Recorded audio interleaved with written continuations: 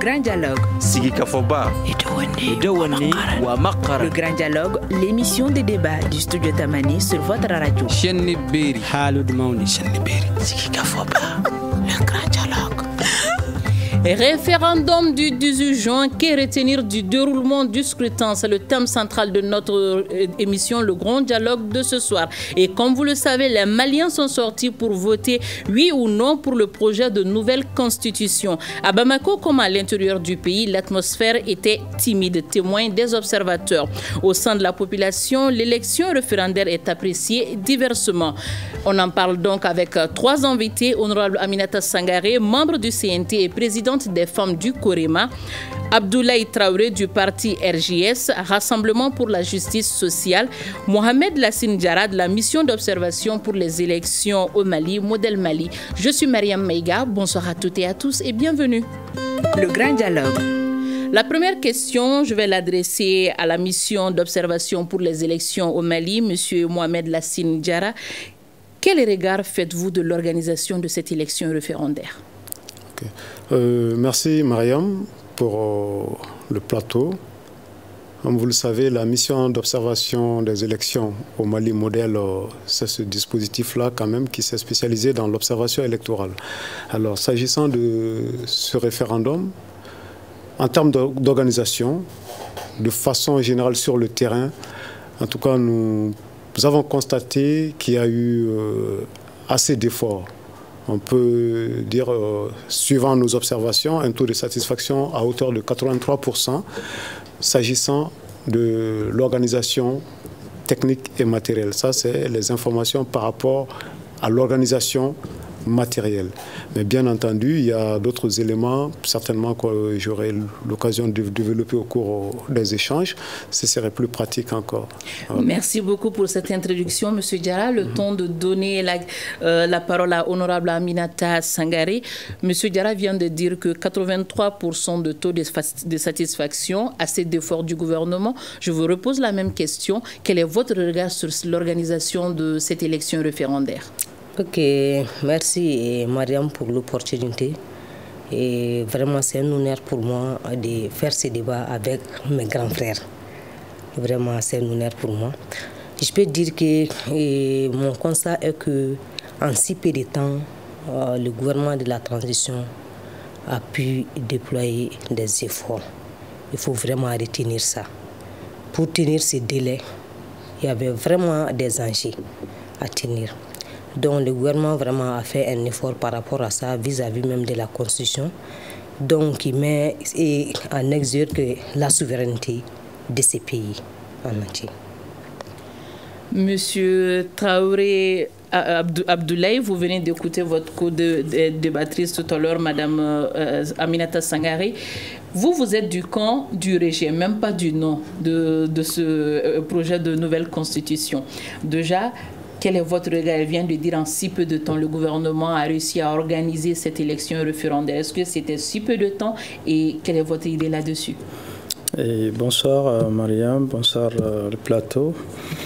Je suis là au nom du parti Rassemblement pour la justice sociale, mais aussi de Djigiakora, je suis un membre de l'appel du 20 février pour sauver le Mali. Mariam, je rappelle que l'appel du 20 février pour sauver le Mali est une organisation qui a été créée uniquement pour ces deux objectifs. Le premier objectif, c'était de faire en sorte que nos autorités de la transition puissent respecter effectivement nos lois, notre constitution de 92 qui est toujours en vigueur et qui puissent quand même respecter aussi leur engagement pris vis-à-vis des Maliens et de la communauté internationale. Donc l'appel du 20 février, mon parti, ont toujours œuvré vraiment à ce que ce soit l'intérêt supérieur du peuple malien soit préservé pour que l'état des droits, la démocratie, les principes démocratiques soient respectés. Donc c'était dans ce cadre que l'appel du 20 avait fait vraiment beaucoup de démarches à travers des meetings, à travers des conférences de presse, des points de presse, en démarchant des politiques, sociétés civiles, religieuses, pour quand même empêcher ces référendums qui s'est passé dans des conditions irrégulière que nous n'avons jamais vue. Peut-être que quand on va rentrer dans le débat, on aura l'occasion vraiment de les développer. Donc nous pensons que vraiment c'est un recul démocratique et nous sommes vraiment au regret de constater cela. Quand on va rentrer dans les débats, on va les développer. Alors, M. Traoré, je vais vous laisser la parole. Vous venez de dire un regret démocratique. Le vote, c'est également un acte citoyen. Est-ce que cet acte citoyen également, ce devoir citoyen, comme vous venez de le dire, ne passe pas également par ce vote-là? Est-ce que si vous avez pu mobiliser tous vos soutiens pour aller voter, ça pouvait également donner votre position par rapport à ce projet de référendum? Mariam, je vais d'abord vous dire que la démocratie, c'est une option, c'est un choix. Et le peuple malien, à travers la conférence nationale, a opté pour la démocratie, pour la République, pour l'état des droits. Donc, nous avons alors adopté une constitution qui nous gère de 92 jusqu'à nos jours. Aujourd'hui, nous avons remarqué que depuis 2020, août 2020, il y a eu un coup d'État dans notre pays, alors dont les auteurs n'ont pas pu assumer leur coup d'État. Donc c'est sur la Constitution que les autorités de la transition ont prêté serment. C'est sur la charte de la transition que ces autorités ont prêté serment, donc ont pris des engagements. Donc nulle part dans la Constitution ou dans la charte, nous n'avons vu quelque part qu'il faille faire un changement de constitution par ces autorités et maintenant. Donc c'est une situation qui nous ont imposé parce que c'est eux qui disposent effectivement les moyens de l'État aujourd'hui, c'est eux qui disposent effectivement les armes. Donc les gens sont martyrisés, les gens sont emprisonnés à cause de leur opinion. Donc les partis politiques sont opprimés à cause de leur opinion. Donc, qu'est-ce que vous voulez voir? Nous constatons quand même aujourd'hui qu'il n'y a pas d'engouement, qu'il n'y a pas d'affluence. Donc, d'où vraiment ce constat amer que vraiment les gens ne sortent pas. Donc, ça veut dire que les peuples n'y adhèrent pas. Donc vraiment, nous, aujourd'hui, en allant voter, en allant faire ces semblants de devoir citoyen, c'est trahir les principes démocratiques. Alors c'est légitimer alors ce projet séparatiste, hasardé, dangereux. De vous couper. Est-ce que vous dites que cette transition n'a pas la légitimité nécessaire pour organiser ce projet de nouvelle constitution? Mais je me dis également, est-ce qu'ils n'ont pas la légitimité d'organiser, mais en donnant votre voix également, vous pouvez contrecarrer ce projet de nouvelle constitution de passer également? Madame, nous l'avons toujours dit que cette transition... Parce que votre position donne libre cours à ce que ce projet passe. Je viens, non, pas forcément. Je viens. Madame, comment voulez-vous que lorsque on sait que la règle du jeu est faussée depuis le départ, comment voulez-vous qu'on s'y associe? On va être complice. Nous savons que le gouvernement de la transition qui est censé être l'arbitre, qui est censé être neutre, alors si le gouvernement change de statut, si le gouvernement et les autorités de la transition alors se transforment en des partis politiques pour défendre des projets référendaires illégitimes, illégaux et dans les conditions illégales, vraiment il y a un problème. Nous, on ne va jamais nous associer à ça parce que nous avons pris des engagements vis-à-vis du peuple malien, que nous allons défendre la démocratie, que nous allons faire en sorte que l'état de droit soit respecté dans notre pays. Cela suppose que la loi soit appliquée non seulement par les citoyens, tous les citoyens, mais aussi sur les gouvernants. Donc, tel n'est pas le cas aujourd'hui. Donc, c'est des poids, des mesures. Donc, aujourd'hui, nous avons fait beaucoup de communication auprès de nos militants, de nos sympathisants, de tous ceux qui nous écoutent, alors pour qu'ils comprennent qu'aujourd'hui, ce projet référendaire n'est pas opportun, ce projet est égoïste, ce projet va diviser les Maliens et qu'aujourd'hui tout le monde a constaté que dans la région de Kidal, toute la région entière, on n'a pas pu tenir les élections à Kidal. Donc ça, c'est vraiment dangereux. Ça, c'est catastrophique. Au déroulement de cette élection, le temps de faire un tour à l'intérieur, comme vous le savez, Studio Tamani a employé tout au long de cette journée ses journalistes et ses correspondants à travers le pays pour suivre la tenue de cette élection référendaire. Et le résumé de cette journée du 18 juin, on l'écoute avec Fatih Yatara. À Banamba, des forains ont aperçu ce dimanche des individus armés en train de poser des engins explosifs sur les axes de Sémé et Toubakoro. Les forces armées avaient emprunté plus tôt dans la matinée la même voie pour aller sécuriser les scrutins à CBT, une autre localité de Banamba. Une équipe de déminage s'est rendue sur place. Autre incident signalé dans la localité, c'est l'incendie des bureaux de vote de Sobougou dans la commune rurale de Boron et de Moribougou Fitobé dans la commune rurale de Toubakoro. D'après les sources locales, des hommes armés sont responsables de ces actes. À des milliers de kilomètres de la région de Koulikoro, Menaka, au nord du pays, les votes se déroulent uniquement dans la commune urbaine de Menaka. Dans la région de Kidal, des personnes se sont rassemblées ce matin devant les locaux de la MINISMA à Gelhok. Elles manifestaient contre la tenue du référendum. Madame Aminata Sangaré, pouvez-vous nous parler aujourd'hui, est-ce qu'il y a eu élection dans tout le pays? Bon, je peux juste parler du constat que j'ai pu faire dans différents centres. Ok. Parce que je ne peux pas avoir les informations pour tous les pays. D'accord, allez-y. Mais les centres dont j'ai fait des tours ce matin, le vote se déroulait dans un climat apaisé. D'abord, le matin, il y avait la timidité des électeurs. Parce que, parlons, l'élection, c'est les hommes avec grand âge, mais plus particulièrement, c'est les femmes et les jeunes. Alors que les femmes, c'est vis-à-vis de leurs travaux domestiques et autres, elles ne peuvent pas sortir le matin pour aller voter. Mais à partir de 13h, 14h, il y avait vraiment une partie de la population qui sortait massivement pour le vote. Que ce soit du oui ou du non, ça c'est autre chose. Mais ce que je peux dire aussi, entre parenthèses... Et s'il vous plaît, juste avant d'arriver à cette parenthèse, est-ce que ce constat, c'est uniquement à Bamako ou d'autres localités font partie de ce constat que vous venez de faire? Oui, on avait aussi un groupe qui était parti sillonner quelques centres au niveau de Sékou, qui est déjà de retour à Bamako, dont Honorable Aborassiri Fomba faisait partie de la délégation. Moi, j'étais au niveau de Kati, et plus précisément au centre des camps militaires.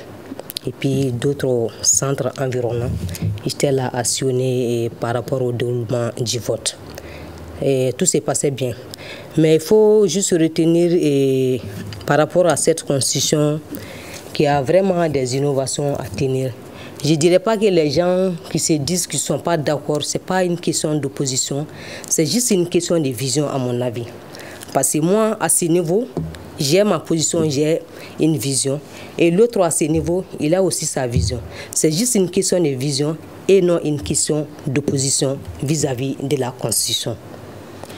Mais que direz-vous à ces propos qui viennent de dire que les règles du jeu étaient faussées dès le début et que ce projet de nouvelle constitution vise plutôt à diviser que de réunir le pays?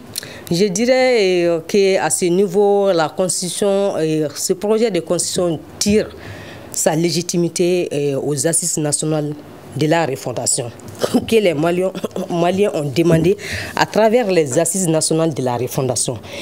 Et ces Maliens, on ne peut pas les exclure du pays. Il y a d'autres qui ont exprimé. Donc, les autorités de la transition ont pris une partie des aspirations profondes du peuple malien, tout en faisant un projet de constitution. C'était vraiment une demande majeure de la population. D'une partie de la population, on peut dire ça. Parce que là, cette population qui exprimait ça, on ne peut pas les exclure de cet état. Donc, je dirais que cette constitution tire sa légitimité aux assises nationales de la refondation, que la majeure partie des Maliens ont participé à ces assises, à différentes localités du pays. Et puis d'accord,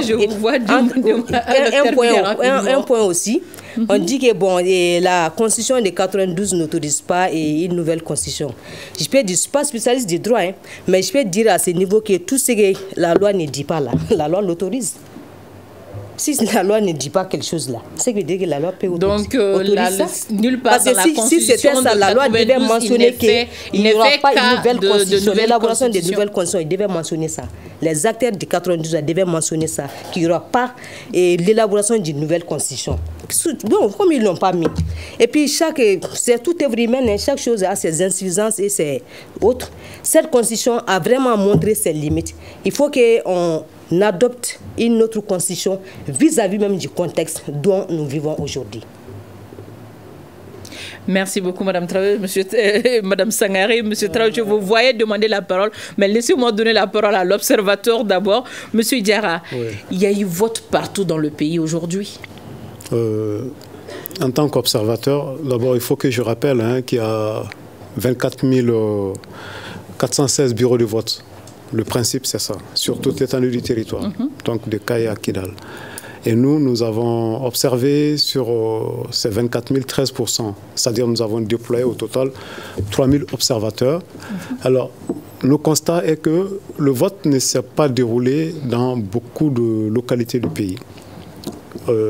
D'abord, la région de Kidal, il n'y a pas eu d'élection. Ça, c'est dans toute la région. Dans toute la région, il n'y a pas eu d'élection dans la région de Kidal. Également dans beaucoup d'autres parties du pays où les élections, les opérations avaient démarré, ont été stoppées du fait des raisons d'insécurité. Je pense par exemple dans la région de Kaï, précisément dans le secteur de Djema, à la commune de Djankirde, il y a eu des incidents là-bas. Et quand on vient dans la région de Koulikoro, il y a à peu près, je dirais, 8 à 9 centres du secteur de Nara qui ont été affectés et les opérations ont été interrompues par endroits. Donc ça, c'est la région de Koulikoro. S'agissant de la région de Ségou, il y a, on peut dire, dans le secteur de Nyono, il y a des zones où les opérations ont été interrompues parce que les agents électoraux ont reçu des menaces de mettre fin aux opérations. Donc pour des raisons de sécurité, il y a eu ce cas. Et même, il y a eu la fermeture anticipée des bureaux de vote et des dépouillements anticipés dans certaines localités, notamment à Masséna. Donc ça, c'est dans certaines localités de Masséna, précisément à Kokiri et autres. Donc quand on monte maintenant plus au centre, dans la région de Mopti, alors Yuaru, on se rend compte que sur 38 bureaux de vote, c'est 15 bureaux de vote qui ont effectivement ouvert à Yuaru. Ça, c'est le secteur de Yuaru. Alors, quand on prend d'autres localités telles que Bankas, Badiankara, c'est pareil. Également, dans la région de Tombouctou, il y a eu moins d'incidents, peut-être des incidents isolés, précisément dans le secteur de Niafunke, sinon dans le reste de la région, ça va. À peu près sur le plan du déroulement des scrutins, en tout cas en lien avec d'abord la situation sécuritaire. Pour les autres, la région de Gao, ça va un peu mieux, où ça s'est tenu, y compris le district de Bamako, plus la région de Sikasso, là quand même, il n'y a pas eu, on peut dire que les élections sont tenues dans des conditions vraiment acceptables. Mais les localités que je viens d'évoquer là, il y a eu assez de manquements là-bas. Ça, c'est surtout dû aux crises sécurité, à l'effet de l'insécurité dans ces localités où les opérations n'ont pas pu se dérouler quand même dans les bonnes conditions. Donc ça, c'est un constat, c'est ce que nous avons observé sur le terrain. Maintenant, sur d'autres aspects, au-delà de l'insécurité, il y a d'autres facteurs qui ont un peu fait traîner le processus, mais qui sont moindres. Ça ne représente pas 2 à 3%, notamment le matériel électoral, etc. Mais ça a une infime proportion, je le dis bien, maximum 2 à 3%, le maxi c'est 3%, d'après nos observations. Donc, alors, dès que les élections sont tenues sur l'ensemble du territoire, nous, en tant qu'observateurs, nous ne pouvons pas confirmer cela parce que la réalité est qu'il y a eu assez d'incidents qui ont émaillé, en tout cas, la journée pour certifier cela. Donc, alors, M. Traoré, je vous laisse la parole encore. Vous avez tantôt parlé de ces incidents, les bureaux de vote qui ont pu ouvrir, d'autres qui ont pu terminer. On sait également que dans vos QG également, vous êtes en train de collecter les informations pour faire le dernier bilan. Mais est-ce que vous pouvez nous donner une idée de l'atmosphère? Est-ce que les gens sont sortis dans vos observations pour voter également et également, si on vous demanderait de faire un pourcentage, un taux national, vous avez parlé de 2000 et quelques bureaux de vote, est-ce qu'aujourd'hui, vous pouvez, à l'instant T maintenant, vous pouvez nous dire que un pourcentage approximatif de bureaux de vote qui ont pu ouvrir ou pas? Ok. Disons, les informations que je vais donner, c'est à 16 heures. C'est les données qu'on a mis à jour. Bien, d'abord, j'attire votre attention, c'est 3000 observateurs qui ont été déployés et non 2000. Maintenant, il y a 85% des bureaux de vote qui ont été effectivement ouverts. Mais s'il s'agit de l'affluence, c'est-à-dire que le taux de participation à 16 heures, on était dans l'ordre des 21%. Ça, c'est le taux de participation au niveau national, ce qu'on a collecté. Quand on fait la sommation, on se rend compte que voilà, nous sommes à 21% de taux de participation à notre niveau, ce qu'on a constaté. Maintenant, l'engouement de façon par localité, à Bamako, on constate quand même qu'il y a un engouement assez mitigé. Il y a des sorties qui sont là. Ce qui n'est pas le cas dans d'autres localités où vraiment, par exemple, je prends le cas de Bourem, où l'atmosphère est très morose. Voilà. Donc, ce que je peux dire à ce niveau, c'est à peu près cela, 21% de taux de participation, mais taux d'ouverture des bureaux de vote, effectif le matin, pendant la matinée jusqu'aux environs de 16 heures, c'était 85%. Mais sur les 85% aussi, je l'ai dit, à un moment donné, il y a eu des incidents qui ont fait que certains bureaux ont été fermés, ou bien encore, il y a eu des courtes pauses, disons des interruptions du processus. Donc voilà, si on nettoie le taux, on se retrouve avec un taux net de 83%, voilà, de bureaux de vote ouverts. Monsieur Traoré, je vous donne la parole à présent. Madame Sangaré disait que cette élection référendaire tire sa légitimité des assises nationales pour la refondation. Également, Monsieur Diarra disait dans ses propos tout à l'heure qu'au moins 85% des bureaux ont pu rouvrir malgré des incidents dénoncés ça et là. Est-ce que tout ceci ne concourt pas à donner une légitimité à cette élection référendaire-là? Mariam, vous savez, quand on dit que le Mali est un pays d'état de droit et qu'il faille, coûte que coûte, respecter la loi et la Constitution, ce n'est pas des vains mots. Je suis toujours au regret de voir toujours les conseillers nationaux de transition, alors qu'ils nous disent toujours que ce projet référendaire tire sa légitimité, alors des soi-disant assises nationales de refondation. Je suis désolé. Ces assises nationales de refondation ne sont que des actes de fait et non des actes de droit. Nulle part vous ne verrez les assises nationales de refondation dans la Constitution, encore moins dans la charte de la transition. Mais elle dit tout ce que la loi n'admet pas consent parce que dans Désolé doublement, okay, c'est qu'elle dit. Dans la Constitution de 92, c'est pas par rapport à cette disposition, il ne s'agit pas de la Constitution, bien entendu, mais il ne s'agit pas de la Constitution, mais du Code pénal, qui dit que tout ce qui n'est pas interdit, alors, tout ce qui n'est pas interdit par la loi ne peut être autorisé. Ça concerne seulement l'exercice des droits fondamentaux des citoyens et non pas la Constitution. Deuxième élément, elle dit que ce n'est pas une révision, que c'est un changement de Constitution et qui n'est pas prévu par cette Constitution elle-même. Mais bien entendu, raison de plus, ces autorités n'ont pas le droit de les toucher. Parce que c'est sur la Constitution que ces autorités ont juré devant les Maliens et devant la communauté internationale. Deuxième élément, vous savez, quand on veut changer une constitution pour aller dans une nouvelle république, là, mais il y a un standard international qu'il faut respecter quand même. La première condition, ça voudrait dire que nous n'avons plus d'ordre constitutionnel établi. Ça veut dire que la constitution est tombée, il n'y a rien. Par exemple, il y a un coup, par exemple, si en 2020, le 18 août 2020, ces jeunes militaires avaient pris leur courage de suspendre cette constitution, on n'en serait pas là. Moi, je n'en ai pas parlé. Mais ils ne se sont pas assumés. Ils ont voulu faire voilà, les trucs pour... Quand même, qu'on se respecte. Si on veut faire une nouvelle constitution, madame, première condition, on balaie la constitution actuelle. Il n'y a pas de constitution, on est à plat. Deuxième condition, il faut mettre sur place une constituante. Ça veut dire une assemblée spéciale qui va rédiger un projet de nouvelle constitution. Ce que certains appellent pouvoir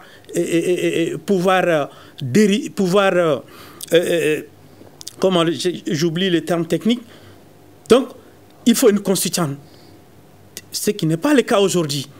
Nous avons ramassé des gens dans la rue, excusez-moi des termes, je n'ai pas d'autres mots.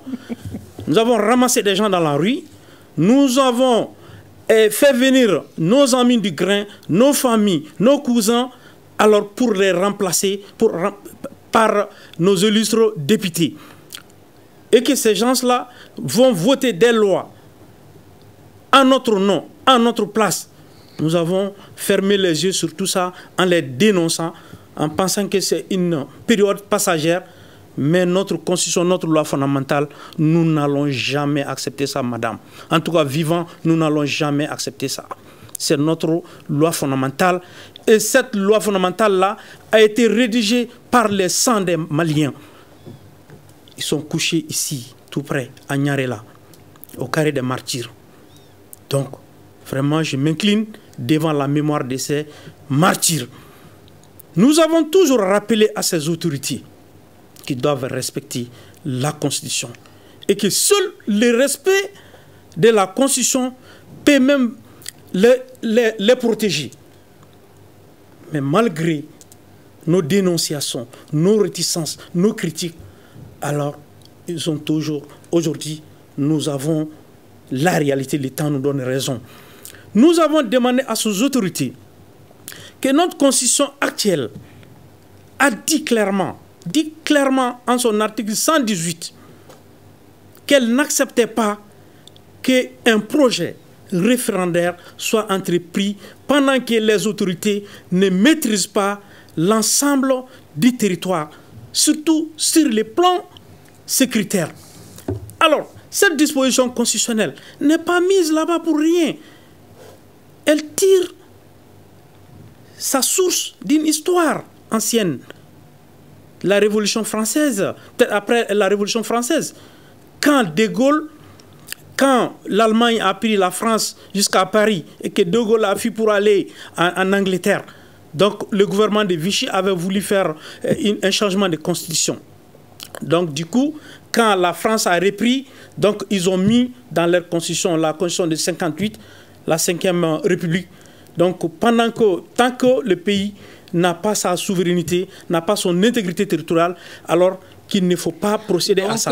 Donc c'est comprendre en français facile pour nous. Français facile. On revient au Mali en français facile. En français facile, c'est que nous n'avons pas le contrôle de notre territoire. Donc cette élection n'a pas lieu d'être. Nous n'avons pas le contrôle de notre territoire, même si on continue de dire que l'armée est montée en puissance ou bien en quoi, je ne sais pas quoi. Je ne critique pas l'armée, j'aime bien mon armée, je l'apprécie, elle fait de son mieux. Mais ce sont des propagandistes, des laudataires qui sont en train vraiment de chanter pour leur propre intérêt égoïste. Alors vraiment, c'est le chaos. Mais ce qui est sûr, nous, en tant qu'appel du Mali, nous avons déjà fait des recours au niveau de la Cour suprême pour des excès du pouvoir et au niveau de la Cour constitutionnelle pour qu'elle puisse se saisir par rapport à la régularité de ces opérations référendaires. Je dis bien opérations référendaires parce que c'est des opérations donc du début jusqu'à la fin. Hier déjà nous avons eu la suite de la Cour constitutionnelle. Donc vraiment, nous sommes encore très désolés pour ça, mais nous allons quand même continuer à nous battre jusqu'à ce que l'état de droit soit respecté dans notre pays. Alors, M. Traoré, je vais donner la parole à Honorable Aminata Sangaré, qui a certainement des réponses à donner à tout ce que vous venez de dire. Mais Aminata Sangaré, il vient de dire tout à l'heure que le scrutin référendaire, pour qu'il soit légitime, il fallait que ça se tienne dans tout le pays. Et ce n'est pas le cas. Est-ce que cela entacherait la légitimité de cette élection, selon vous? Bon, je ne vais pas répondre à mon grand frère, parce que je pensais que le débat, c'était un débat fondé sur la sagesse. Ça, je n'ai pas constaté ici dans son intervention. J'ai fait un bref retour à nos valeurs et nos principes. C'est ça la faute à la démocratie. Mal interprétée et mal comprise. Qu'est-ce qui a été mal interprété? La démocratie a été mal interprétée et mal comprise. Sinon, si ce n'était pas le cas, il ne peut pas dire qu'on a ramassé des gens à la rue et faire des conseils qui votent des lois à nous-mêmes. Ça, je suis désolée. Je ne vais pas lui répondre à ces points. Parce que mes valeurs et mes principes ne me permettent pas. Mais ça, c'est tout ça, c'est la faute à la démocratie. Ça, c'est clair. En venant donc à notre question, voilà. Quelle légitimité cette élection aura du moment où il vient de dire qu'il y a l'insécurité et qu'elle n'a pas pu se tenir sur l'ensemble du territoire? Bon, ça dit, on ne peut pas attendre que les pays soient sécurisés totalement. À quand cette sécurisation du territoire national? À quand? Nous sommes plongés dans cette crise il y a plus d'une décennie. Et les gens ont passé, ils ont essayé. Chacun a fait à sa manière. Ça, c'est la manière des autorités de la transition, mais à travers les aspirations profondes du peuple malien qui ont exprimé. Que ça soit. Et puis un point encore, quand on parle du 18 août, moi je ne dirais pas un coup d'État, je dirais plutôt un parachèvement. Parce que ce sont ces gens-là qui sont sortis barrer nos routes, en nous empêchant de travailler correctement, en disant non à tant de dégager par rapport à la mauvaise gouvernance ou autre. C'est ce qui a amené les militaires. C'est le peuple qui n'a pas su gérer ces pays avec leurs gouvernants. Non, si c'était le cas là, les militaires là, ils connaissent leur place. Mais si vous ne parvenez pas à bien gérer vos trucs là, bon, ceux qui détiennent les armes vont venir. C'était juste un parachèvement et non un coup d'État. J'ai rectifié à ce niveau. Parlant de la sécurité du pays, mais en si peu de temps, il faut reconnaître, même si vous n'aimez pas du tout les autorités du pays, il faut reconnaître qu'en si peu de temps, ils ont fourni assez d'efforts par rapport à la sécurité de ces pays sur le plan national. Mais comme toute œuvre humaine, il y a toujours des insuffisances. Il faut faire face à ces insuffisances. Donc je ne dirais même pas qu'ils ont fait des échecs, parce que moi, l'échec ne se figure pas dans mon dictionnaire. Moi, je prends l'échec comme leçon apprise. Il y a toujours des leçons apprises à travers des échecs, que les gens appellent échecs, mais moi, j'appelle à mon niveau leçons apprises. À chacun son agenda. Bon, souvent, si vous appelez les gens, il faut dire, nous donner les lignes directives, quoi. Parce que là, au niveau du CNT, comme il dit conseiller, moi, tout le monde peut appeler les gens, les membres du CNT comme ils veulent. Hein. Ça n'engage que personne. Parce que la vie, là, c'est une question de perception. Moi, je prends la vie comme une question de perception seulement. Moi, je ne dirais même pas que les gens s'opposent aux autres. C'est pour ça que je dis que la vie, c'est une question de vision et de perception. Si c'est ça, là, il y a des gens aussi qui sont là-bas, qui peuvent être nos mamans et nos papas. Tout le monde ne peut pas se mal barrer tout le temps. Il faut reconnaître ça. Alors, madame, soi-disant, votre état de droit et de démocratie a failli. Madame, je pense que vous avez expliqué votre position par rapport à ce qu'il vient de dire. Mais déjà, dans vos propos à l'entame de cette émission, vous avez consenti à dire qu'il y a eu une faible mobilisation. Et on sait que les partisans, ou disons le conduit pour ce projet de nouvelle constitution a fait assez d'activités pour mobiliser les Maliens à aller voter oui pour ce référendum-là. Quelle explication donnerez-vous alors à cette faible mobilisation? Est-ce que le message n'a pas été bien compris compris ou il y a eu qu'est-ce qui a fait que les gens ne sont pas sortis comme il le faut aujourd'hui? Il y a eu faible mobilisation, c'était par rapport à un point, c'est-à-dire le matin. J'ai dit que l'électorat est homme avec grande tâche, mais elle est particulièrement femme et jeune. Les femmes vis-à-vis de leurs travaux domestiques et autres ne peuvent pas sortir très tôt les matins pour aller voter à l'heure habituelle que les hommes. Alors que la majeure partie des électeurs et électrices, ça c'est les femmes et les jeunes. Souvent, on a des trucs à faire. C'était dû seulement au matin. Sinon, à partir de 13h, 14h, là où j'ai fait le constat, il y avait une forte mobilisation par rapport au matin. Okay. Il y avait juste une timidité. Madame Sangaré, est-ce qu'on peut dire aujourd'hui que cette journée du 18 juin, le résultat attendu sera représentatif des voix des Maliens pour ce référendum-là? Bon, à travers ce vote, je sais bel et bien qu'il y a une prise de conscience généralisée. Que les gens veulent, oui ou non, il y a une prise de conscience généralisée vis-à-vis de la jeunesse et puis des femmes. Parce qu'autrefois, on nous manipulait avec des mots par-ci, par-là. Bon, on n'a pas assez vu dans ces pays, mais on a assez compris quoi. Compris qu'on a assez compris quoi? Ouais, on a assez compris, mais on n'a pas assez vu, mais on a assez compris. C'est-à-dire? Non. En français facile, madame. On a assez vécu, on n'a pas assez compris. On n'a pas assez vécu, mais on a assez compris quoi. Qu'est-ce que vous voulez dire par là? On n'a pas assez vécu, on a assez compris. Compris. En si peu de temps. En si peu de temps. Merci. Alors, M. Diarra, je vous donne la parole. Est-ce qu'on peut dire qu'avec cette élection référendaire, le gouvernement de la transition a reçu le pari d'une élection apaisée? Une élection apaisée, difficilement on peut le dire, hein, parce que n'oublions pas qu'il y a une partie quand même du pays qui n'a pas participé aux opérations. Maintenant, est-ce que c'est apaisé? Parce que si on doit évaluer l'inclusivité, la participation inclusive de tous les citoyens, on se rend compte que c'est difficile. Kidal n'a pas voté. À Bamako et dans beaucoup d'autres localités du pays, on se rend compte qu'il y a le camp du non qui était là, qui a battu campagne. Et également, il y a ceux qui étaient opposés, même le rejet carrément, comme notre co-débatteur, M. Abdelek. Apaisé au sens également les incidents sécuritaires aussi qui ont émaillé. Donc tout ceci sont des critères qui permettent de dire que vraiment c'est mitigé, de dire que ça a été apaisé parce que les autorités n'ont pas réussi à créer l'inclusivité tant sollicitée et toujours prônée, par exemple au niveau de la modèle Mali, parce que nous avons toujours demandé aux autorités de mettre l'accent sur le dialogue, le consensus, afin de parvenir à l'inclusivité. Parce que quoi qu'on fasse, une constitution, c'est pour l'ensemble du pays, si ça devrait être adopté. Alors, j'imagine mal comment mettre en œuvre une constitution à laquelle toutes les parties, tous les citoyens ne se sentent pas intéressés ou concernés. Alors, qu'il y a eu des oppositions à cela. Cette position est bien comprise et avec votre œil d'observateur. Oui. Est-ce que vous pouvez nous dire qu'est-ce qui a marché dans cette élection référendaire et qu'est-ce qui n'a pas bien marché? Et que faut-il bien sûr améliorer? Qu'est-ce qui a marché? Je dirais, c'est d'abord la tenue du référendum, parce que c'est un véritable challenge, un véritable défi pour les autorités, en termes de défi politique, en termes de défi logistique. Politique, parce qu'il y a eu tellement d'opposition.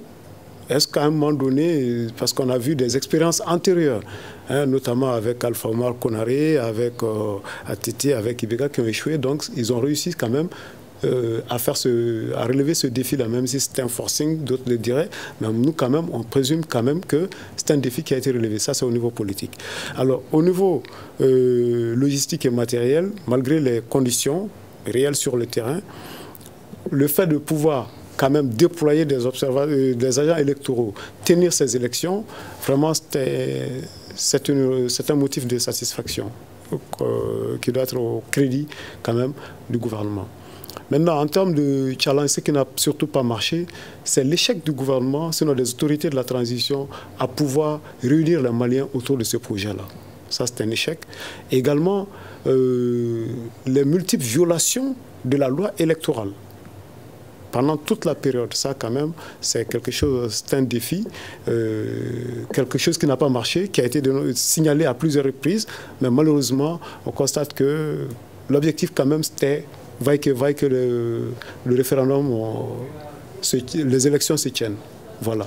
Mais une chose est sûre, maintenant, en termes de perspective, je dirais quand même qu'il faudrait impérativement trouver des solutions pour au moins respecter la loi électorale pour les prochains scrutins. Parce que si moi, j'ai déploré quelque chose durant tout le processus, que ce soit la période pendant, c'est-à-dire qu'aujourd'hui et même à venir probablement, c'est les multiples violations de la loi électorale quand même qui ont entaché les efforts. Vous parlez de violations de la loi, lesquelles par exemple? Je prends juste un exemple. La loi électorale interdit l'utilisation des téléphones dans les bureaux de vote. Et aujourd'hui, on a vu qu'il y a des gens qui filmaient toute partie du processus de leur vote.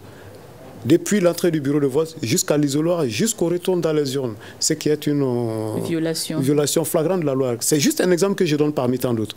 Il y en a vraiment beaucoup. Mais ça, c'est plus facile à comprendre en fait. Donc, il y en a beaucoup. Okay. Donc, alors, on me signale qu'il reste 4 petites minutes pour clore cette émission. Le temps de donner la parole au camp du oui et du camp du rejet pur et simple de ce projet de constitution. Je vais commencer par vous, Monsieur Traoré.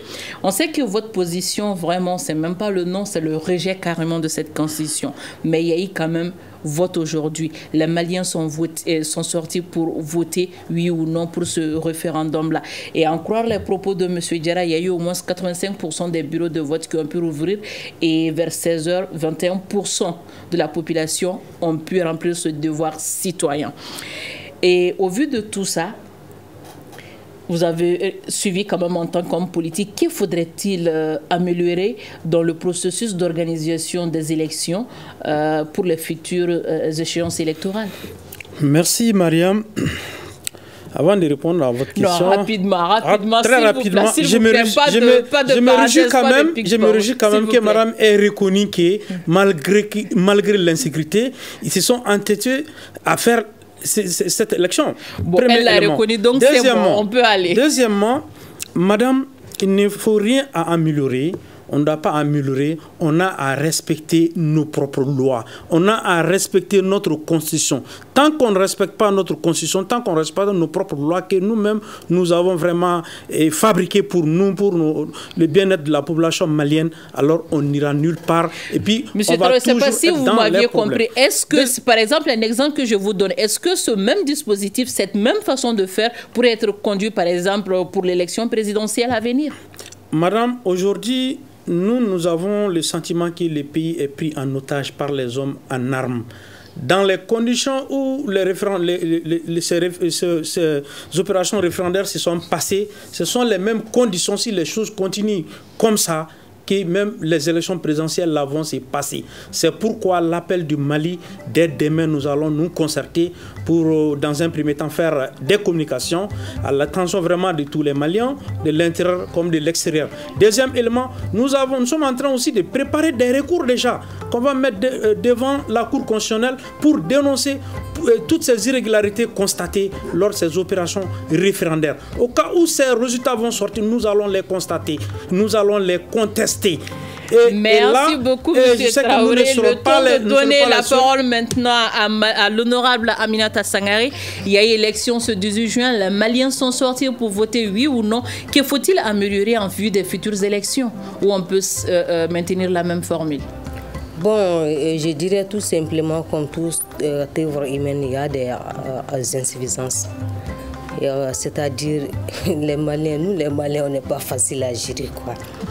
Mais je dirais tout simplement que cette constitution se distingue par rapport à la souveraineté de l'État malien. En officialisant nos langues nationales, vous savez que la majeure partie de nos populations ne comprennent pas beaucoup vos français là. Voilà, c'est pour cette raison que la constitution se distingue en officialisant nos langues nationales, en mettant aussi belle mention aux autorités légitimes et traditionnelles comme garants de nos is, de nos us et coutumes. Alors, merci beaucoup, honorable Sangaré. C'est sous vos mots que prend fin cette émission du Grand Dialogue qui réfléchissait au déroulement du scrutin du 18 juin, scrutin référendaire. Nos invités ont quand même tous été unanimes sur un point. Il y a eu élection aujourd'hui, bien vrai que nous avons eu le camp du rejet de la Constitution qui vient de dire qu'ils vont déposer des recours pour dénoncer la tenue de ce référendum. L'observateur vient de dire qu'à 16h, il y avait au moins un taux de participation de 21% et 85% de bureaux de vote étaient ouvertes.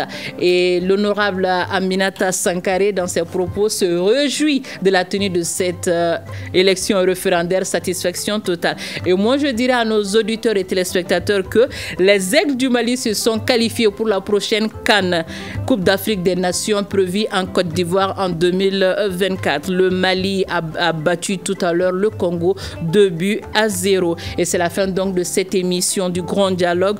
Grand merci à nos invités. À la présentation, c'était Mariam Maïga et réalisation Mariam Koulibaly. À la régie son et vidéo, Mamadou Ouattara et Salim Diouara. Merci à toutes et à tous et on se dit à la prochaine.